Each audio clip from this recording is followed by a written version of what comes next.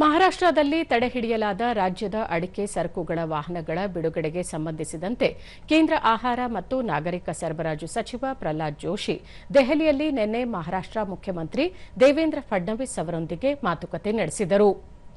ಕರ್ನಾಟಕದ ಅಡಿಕೆ ಬೆಳೆಗಾರರ ಹಿತರಕ್ಷಣೆಗೆ ಆದ್ಯತೆ ನೀಡಿರುವ ಪ್ರಹ್ಲಾದ್ ಜೋಶಿ ಮಹಾರಾಷ್ಟ್ರದ ತಡೆಹಿಡಿಯಲಾಗಿರುವ ರಾಜ್ಯದ ಬೆಳೆಗಾರರ ಅಡಿಕೆ ಸಾಗಣೆ ವಾಹನಗಳನ್ನು ಬಿಡುಗಡೆ ಮಾಡುವಂತೆ ದೇವೇಂದ್ರ ಫಡ್ನವೀಸ್ ಅವರಿಗೆ ಮನವೊಲಿಸಿದರು.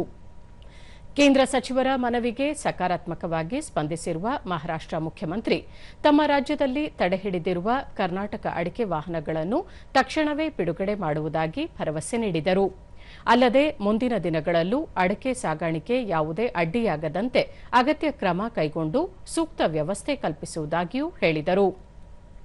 ಈ ಸಭೆಯಲ್ಲಿ ರಾಜ್ಯದ ಅಡಿಕೆ ಯೋಗವನ್ನು ಪ್ರತಿನಿಧಿಸಿದ್ದ ಶಾಸಕರು ಹಾಗೂ ಅಡಿಕೆ ಕಾರ್ಯಪಡೆ ಅಧ್ಯಕ್ಷ ಆರಗ ಜ್ಞಾನೇಂದ್ರ, ಸಂಸದರಾದ ಬಿವೈ ರಾಘವೇಂದ್ರ, ಕೋಟಾ ಶ್ರೀನಿವಾಸ ಪೂಜಾರಿ, ಬ್ರಿಜೇಶ್ ಚೌಟ ಹಾಗೂ ರಾಜ್ಯ ಪ್ರಮುಖ ಅಡಿಕೆ ಬೆಳೆಗಾರರ ಸಹಕಾರಿ ಸಂಘಗಳ ಪ್ರತಿನಿಧಿಗಳು ಉಪಸ್ಥಿತರಿದ್ದರು.